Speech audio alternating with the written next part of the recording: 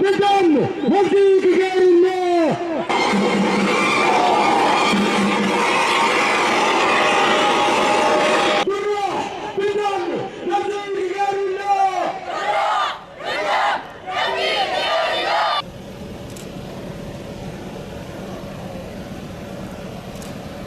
حريتنا جميعا من اجل حريه اهالي مدينه منبج وحريه اهالي شمال وشرق سوريا، وحريتنا جميعا مرتبطه بمقاومه رفاقنا الجريلا، رفاق المناضلين لاجل الكرامه والانسانيه الذين ومنذ اكثر من 4 أشهر يسطرون كل ملاحم البطوله والفداء ضد الفاشيه والمرتزقه الذين هم أساساً باعوا أرضهم ودينهم وباعوا كل شيء في سبيل ارتزاقهم للفاشية التركية.